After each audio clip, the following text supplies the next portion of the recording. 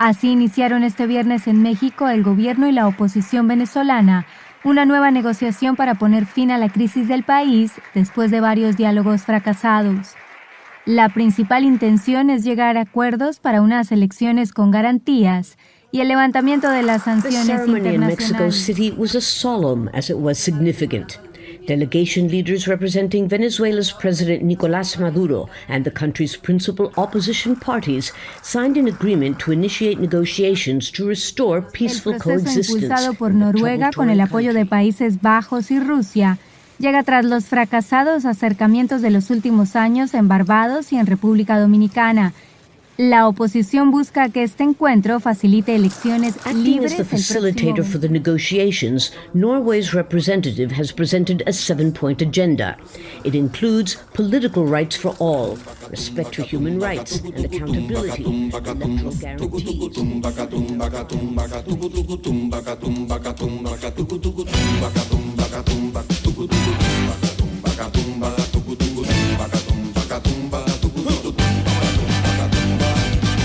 El próximo mes de noviembre, Venezuela celebrará elecciones regionales para elegir a sus gobernadores, alcaldes y miembros de los consejos legislativos y municipales.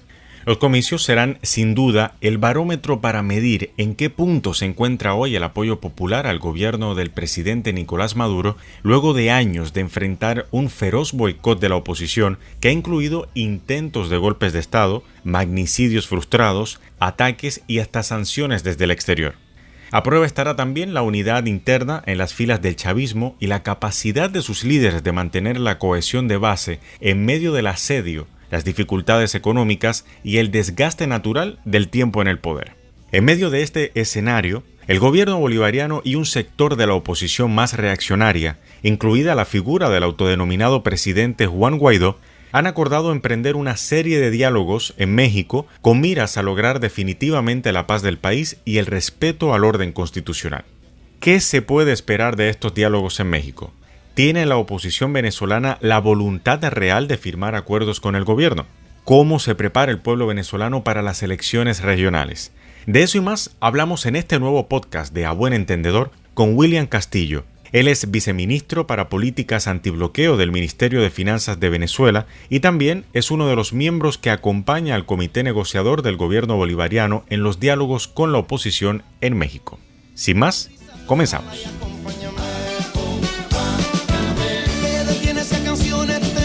Bueno, William, muchísimas gracias por aceptar la invitación aquí a conversar con nosotros en A Buen Entendedor. Como siempre, un gusto conversar con los hermanos de Venezuela. Muchísimas gracias, también es un gusto hablar contigo, muy contento de saber que estás haciendo el periodismo que hiciste aquí en Venezuela, que lo estás haciendo allá en La Habana. Un saludo. Muchas gracias. Bueno, William, comienzo recientemente, ustedes estuvieron en México junto con el grupo de diálogo del presidente Nicolás Maduro, reuniéndose allí con miembros de sectores de la oposición venezolana para llegar a una serie de acuerdos, ¿no? Sabemos que estos son unos esfuerzos muy grandes los que está haciendo el gobierno bolivariano para, por fin, llevar la paz al país. Y entonces me gustaría que me dieras un balance de cómo van avanzando los diálogos. ¿Cómo catalogarías hasta ahora lo que se ha alcanzado en los diálogos en México?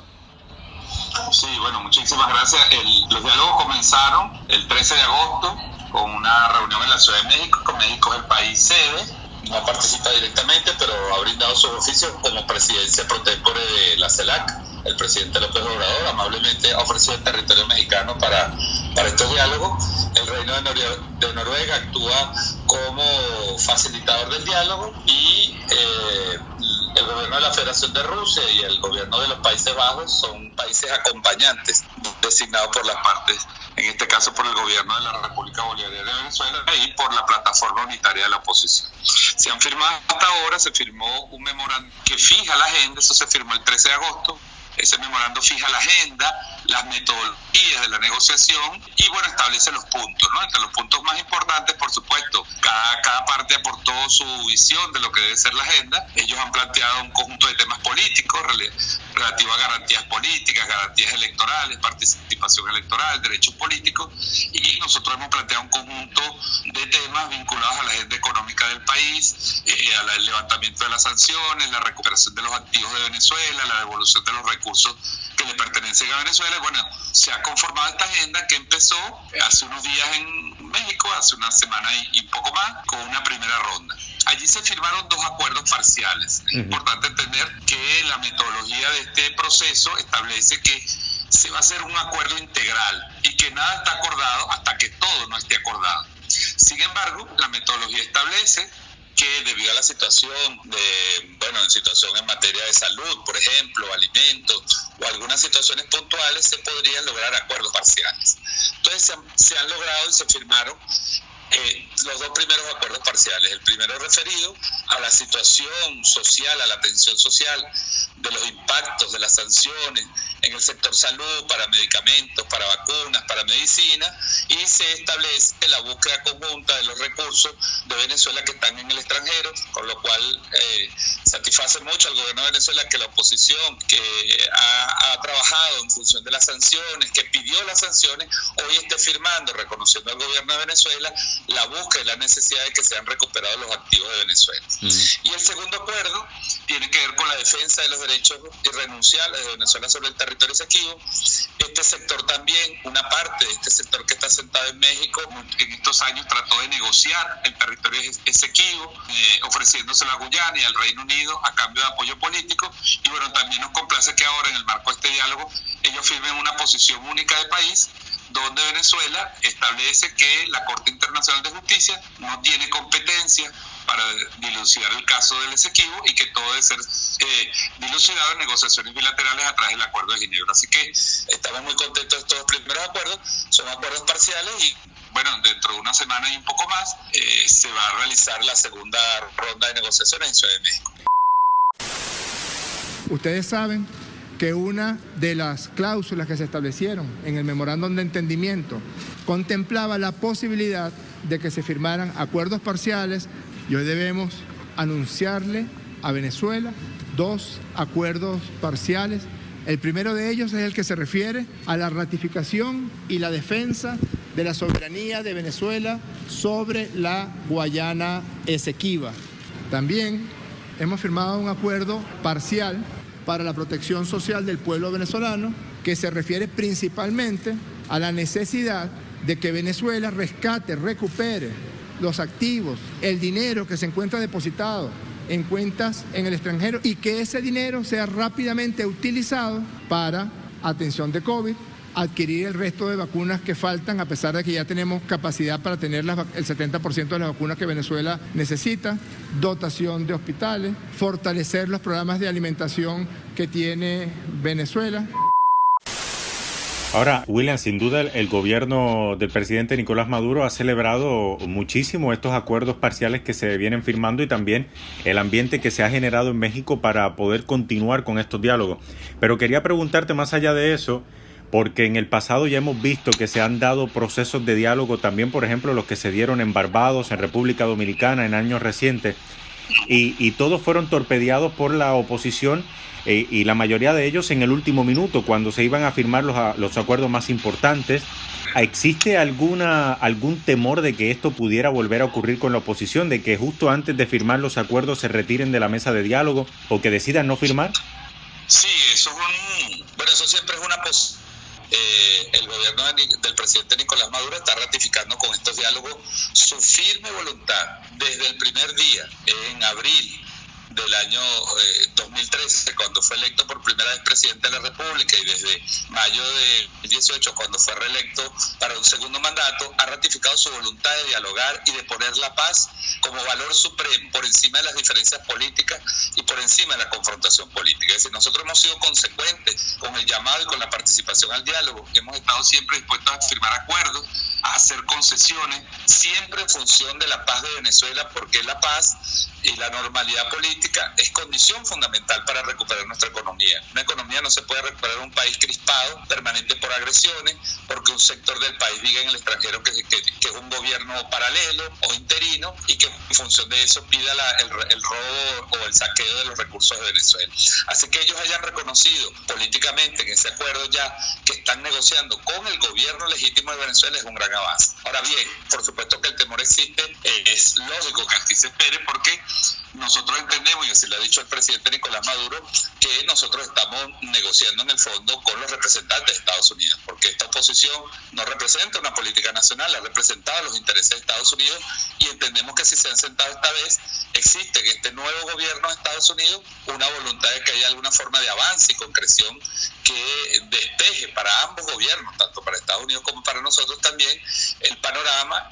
El presidente Nicolás Maduro ha ofrecido nuevamente al gobierno de Estados Unidos su disposición a mejorar las relaciones, a restablecer relaciones diplomáticas sobre la base del respeto y creemos que hay condiciones. El país está normalizado, vamos a un proceso electoral, hay un proceso incipiente de recuperación de la economía, así que creemos que hay las mejores condiciones para que estos acuerdos avancen, pero evidentemente siempre hay que tener en cuenta esa posibilidad que creemos que hoy está más lejos que lo que estuvo en Barbados o en Oslo.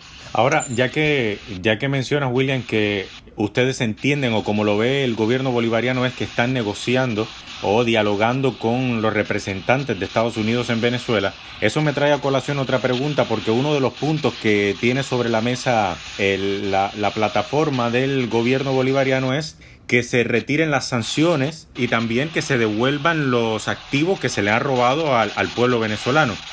Te pregunto, ¿es realista pensar realmente que Estados Unidos y la Unión Europea, por ejemplo, están en la disposición de retirar las sanciones que le han impuesto a Venezuela durante todos estos años? Bueno, hay dos elementos que hacen pensar de que esa es una posibilidad y que uno nunca debe rechazar en política y en diplomacia las oportunidades, ¿no? Nosotros creemos que el gobierno de Biden tiene que hacer una reflexión sobre la política exterior de Estados Unidos que inició cuando Biden era vicepresidente, porque esta política inició con el gobierno de Obama. Debe evaluar el fracaso que han tenido en Venezuela. Ellos no han obtenido el objetivo supremo, que era el cambio de régimen, que era derrocar o aniquilar al gobierno de Nicolás Maduro, incluso aniquilar físicamente al presidente de Venezuela. Han fracasado, están aislados, los factores internos están aislados, el país marcha a un proceso de normalización en la política y en lo económico, y creo que se replantea para ellos una reflexión sobre esa política. Ahora bien, por supuesto que la política de sanciones es una política bipartidista, ¿no? Nosotros no podemos hacernos tampoco ilusiones ni vender falsas expectativas sobre el lanzamiento absoluto de las sanciones, pero creemos que ellos pueden dar pasos significativos en la devolución de activos de Venezuela, en la liberación de más de 6.000 millones que están en el sistema financiero, producto de medidas coercitivas unilaterales dictadas por Estados Unidos, y que esas medidas abrirían el camino pues para una normalización de las relaciones entre nuestros países.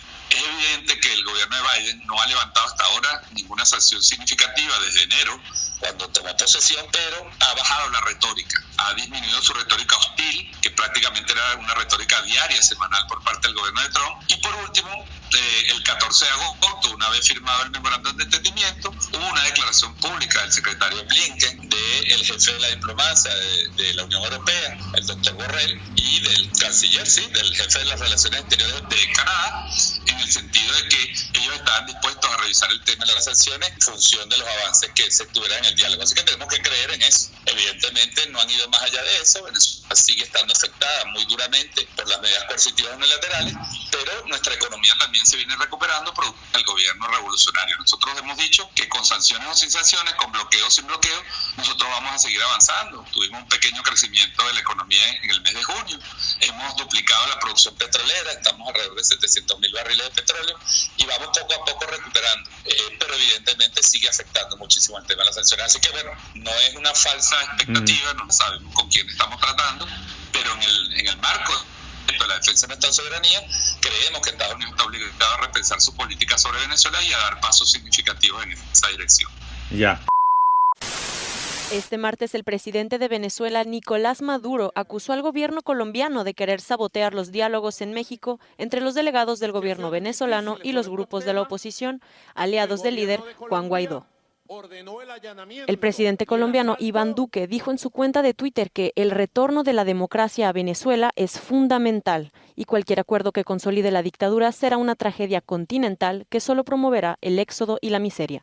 Pero también tengo que denunciar ante los venezolanos y venezolanas las conspiraciones que hay contra el diálogo. Desde Colombia se pretendió dar órdenes desde el Palacio Presidencial a miembros de la delegación en México para que rompieran. Me decía William que hay que tener esperanzas en que Estados Unidos y la Unión Europea quieren encaminarse en ese sentido. Hay otros que no tienen muchas esperanzas ni parecieran querer tener esperanza. Por ejemplo, el presidente Iván Duque dijo recientemente, hizo unos comentarios sobre los diálogos entre la oposición venezolana y el gobierno bolivariano que no necesariamente van encaminados a pensar que el vecino de Venezuela quiere paz en ese país. ¿Qué opinión te merece? Sí, efectivamente, así como te puedo decir que hay sectores en Estados Unidos que están de manera apoyando el diálogo, hay también sectores en Estados Unidos que están en contra del diálogo, y hay sectores en Colombia, talmente su clase política desde la presidencia de ese país, que están tiroteando el diálogo. Así lo describió el presidente Nicolás Maduro la semana pasada. Hay un proceso de tiroteo, de saboteo, de perturbación, con acciones como la toma de la empresa Monómero por parte del gobierno de Colombia, que pareciera tiene el interés de quedarse con ese activo como una suerte de prenda o de pago por el apoyo político que le dio a la oposición, y porque desde Colombia se han organizado la operación Gedeón, los ataques paramilitares contra Venezuela, pero también sabe que eso quiere perturbar, está buscando una reacción destemplada de nuestro gobierno. El presidente respondió con mucha claridad: nosotros vamos a recuperar nuestra empresa y no vamos a caer en esos juegos de provocaciones, pero evidentemente son amenazas y son riesgos también de sectores que se beneficiaron, se enriquecieron de la industria de las sanciones, de este asalto a los activos de Venezuela, y hoy se resisten a que se normalice la vida política en Venezuela. Es decir, el presidente que destruyó el proceso de paz en Colombia también quiere destruir el proceso de diálogo en Venezuela. Nosotros no lo vamos a permitir. William, y sobre otras denuncias que se han hecho, que quedan ahora mismo en el horizonte, sobre alertas que pudieran dar a entender que Estados Unidos por debajo de la mesa está torpedeando los diálogos. Por ejemplo, Rusia mencionaba recientemente el caso del empresario colombiano Alex Saab. Decía que Estados Unidos lo pudiera estar utilizando para dilapidar los esfuerzos de la oposición y del gobierno bolivariano por llegar a unos acuerdos en el diálogo en México. ¿Cómo responde a eso? Rusia ha alertado de manera acertada sobre ese tema. Otros gobiernos también han expresado su preocupación. Evidentemente todos esos temas van a estar sobre la mesa de la agenda en México, porque si estamos hablando de normalizar derechos políticos, tiene que ser para todos los ciudadanos y ciudadanas de Venezuela. No puede ser que haya venezolanos judicializados, o empresarios o funcionarios judicializados en el extranjero con operaciones judiciales absolutamente falsas y se les esté privando de libertad y se les haya sometido incluso a tortura. Así que sí, creemos que esas tensiones, incluso esas decisiones que se están buscando en otros gobiernos, es una suerte de provocación también contra el diálogo, y hay que tenerlo muy presentes y muy claros en nuestra estrategia. Ya moviéndome al tema de las elecciones, William, el próximo mes de noviembre Venezuela va a celebrar elecciones regionales.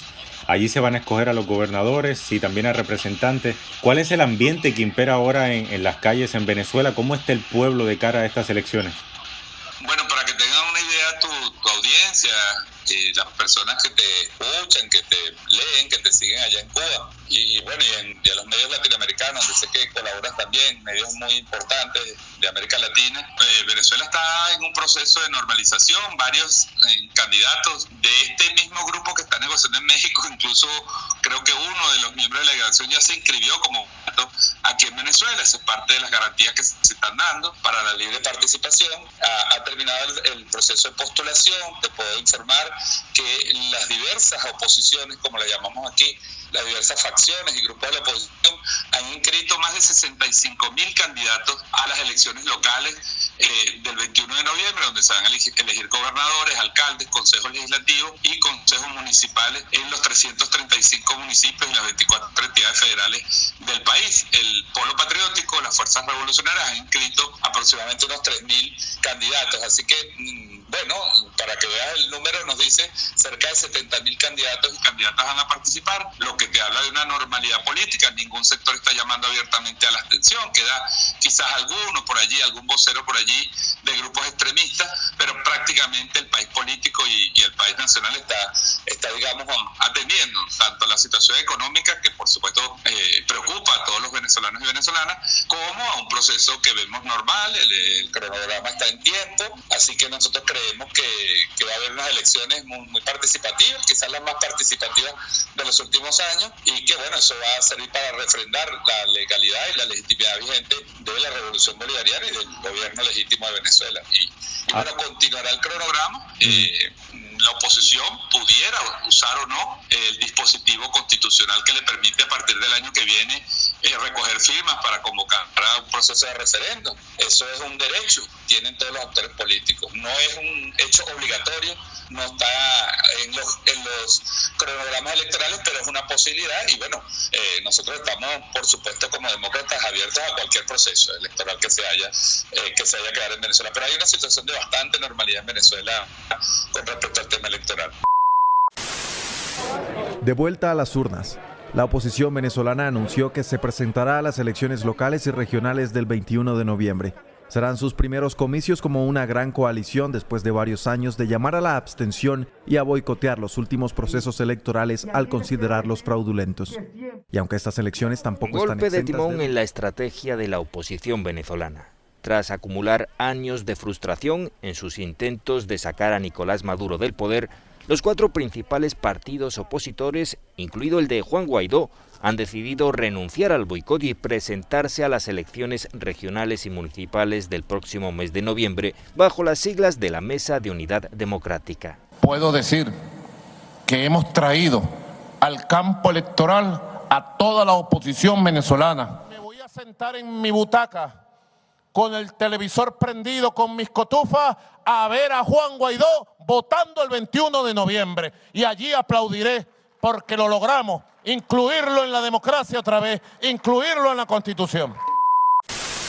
Hablabas de opositores, incluyendo miembros de esta plataforma unitaria de la oposición, que ya incluso se inscribieron para participar de las elecciones. Te quiero preguntar, más allá del diálogo que se está dando con el gobierno en México, ¿a qué crees que se debe este cambio de paradigma dentro de la oposición venezolana, que durante los pasados años han llamado constantemente a boicotear los procesos de consulta que se han dado en el país y ahora directamente van a participar? Bueno, aquí te voy a hablar ya no tanto como funcionario ni como miembro de la delegación de Venezuela, sino como ciudadano y como analista de la situación política. Yo creo que hay una conciencia mayoritaria en la oposición venezolana de que fracasaron.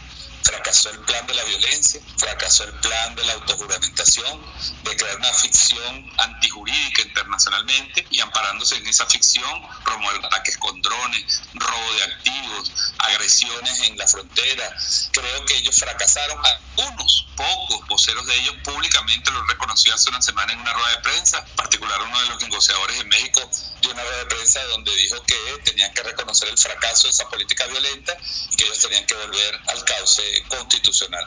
Así que creo que hay una conciencia, por eso te digo, puede quedar algún grupo pequeño, extremista, no en la derecha venezolana, que está planteando la vía de la violencia y las sanciones, pero creo que hay una conciencia de que ante ese fracaso no les queda otro camino que, si quieren hacer política en Venezuela, volver, y si quieren aspirar en algún momento a dirigir los destinos del país, tienen que volver al cauce electoral. Y como lo hizo el comandante Hugo Chávez, después que le dieron un golpe de Estado y le hicieron un sabotaje petrolero, el presidente Nicolás Maduro ha regresado al carril democrático a la oposición. Este es el único país donde el partido que está en el gobierno, la fuerza que está en el gobierno, tienen que conducir hacia la democracia a los sectores de la oposición, tienen que dejarlos de las vías violentas y por la vía de la política, por la vía de la participación, devolverle la normalidad democrática a Venezuela. Así que suena extraño decirlo, pero es la realidad política y no se puede negar. Claro, el gobierno de Estados Unidos o algunos miembros del gobierno de Estados Unidos han dicho incluso que el hecho de que la oposición participe en estas elecciones no necesariamente significa que se reconoce al presidente Nicolás Maduro como el gobierno legítimo de Venezuela, ni que se reconoce al Consejo Nacional Electoral, pero el solo hecho de participar en las elecciones es un reconocimiento tácito de ese poder ejecutivo. Sí, lamentablemente ahí están atrapados, fracasada. Ellos avanzaron tanto en una política que les cuesta echar para atrás, como decimos, proceder. Porque si tú aplaudes, como lo hizo el secretario Blinken y la Unión Europea aplauden el diálogo entre el gobierno de Venezuela y la plataforma de oposición, está reconociendo quién es el gobierno.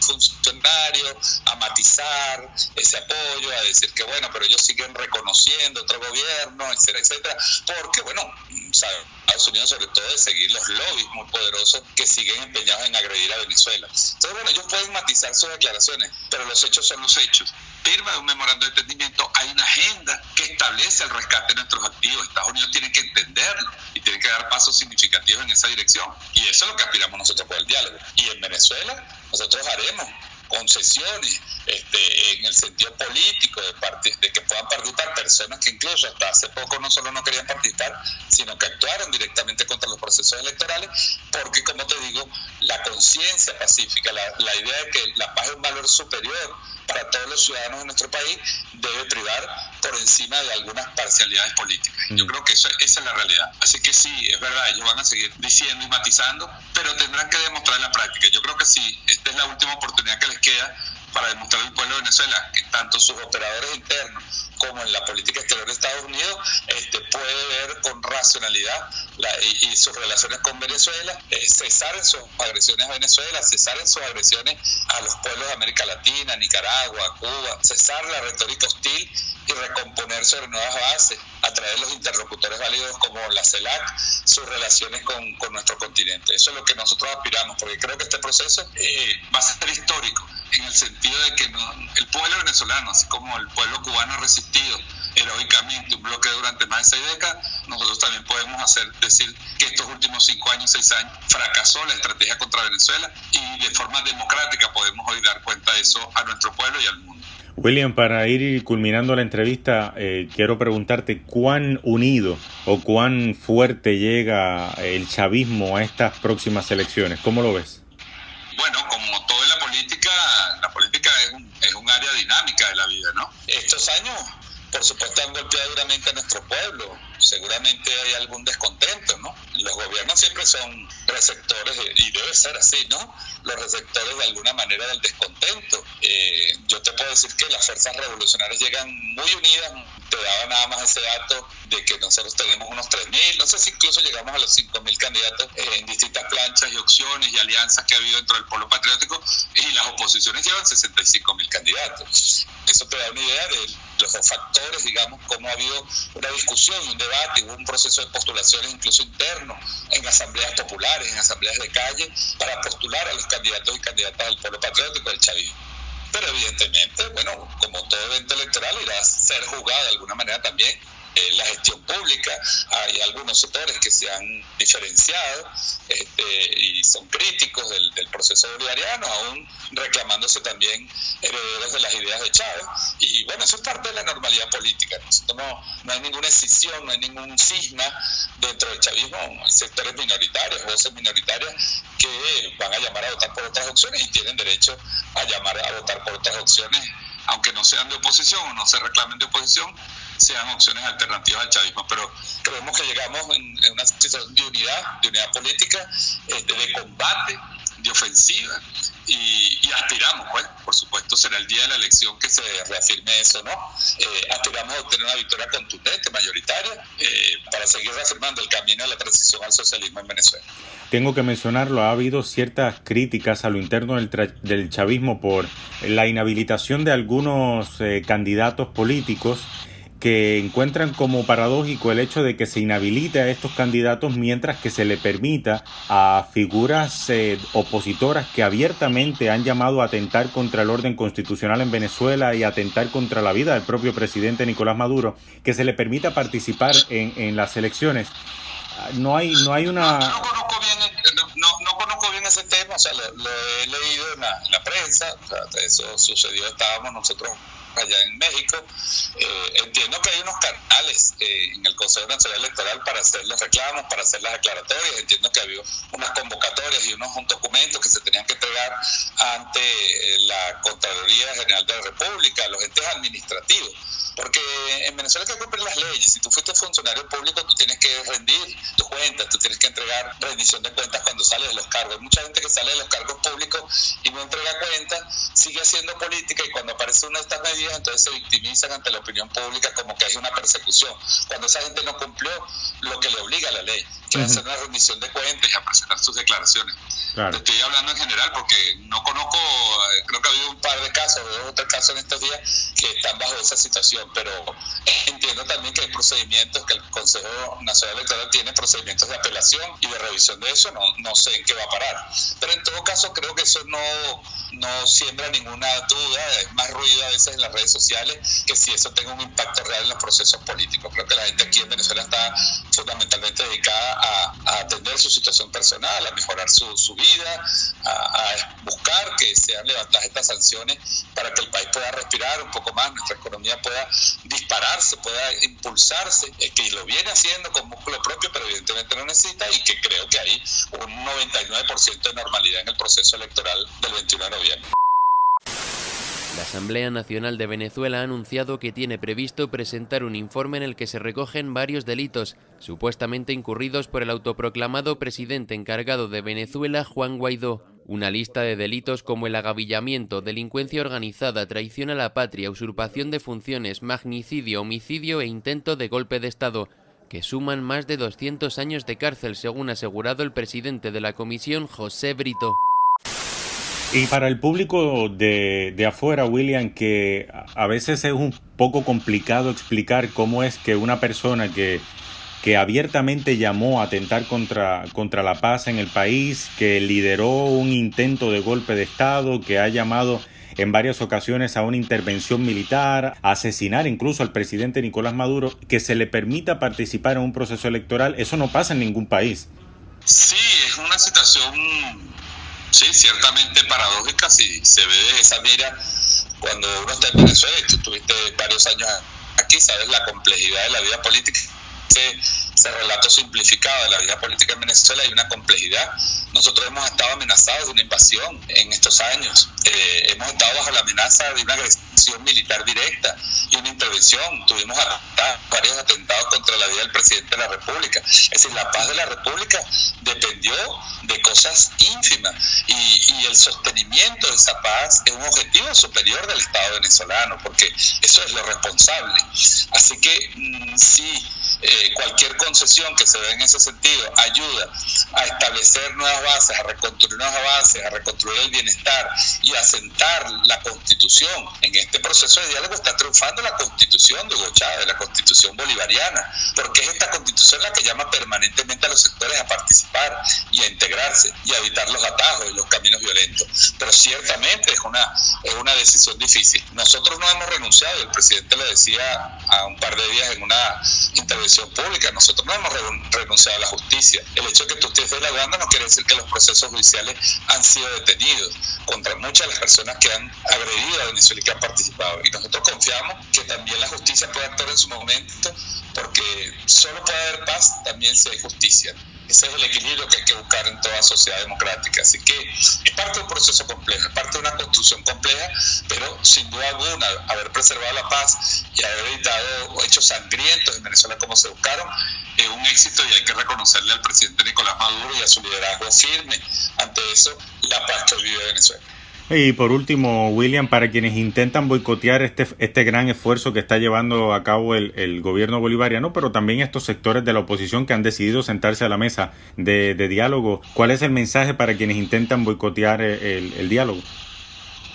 Bueno, la verdad es que los pocos sectores que quedan son una absoluta minoría. Es lamentable que existan todavía sectores tan extremistas que crean que la muerte, la violencia, la sangre es una forma de dirimir la confrontación política. Ojalá que estos nuevos sectores que dicen ahora reconocer la Constitución de verdad renuncien. Una cosa muy importante y que hay que aclarar incluso al mundo a través de los medios internacionales que nos dan, y agradecemos mucho este espacio, es que parte de la filosofía del diálogo en México y parte de los puntos es la renuncia definitiva a la violencia. Nosotros aspiramos que los diálogos de México abran integrar una posibilidad y un acuerdo y un compromiso de todas las fuerzas políticas para más nunca utilizar la violencia en la vida política interna para asaltar el poder o para tomar el poder político. Y eso sería una ganancia histórica, que haya efectivamente un acuerdo que permita a todos los sectores y al país y a sus generaciones futuras contar con partidos políticos, sean de derecha, sean de izquierda, sean socialdemócratas o demócratas cristianos,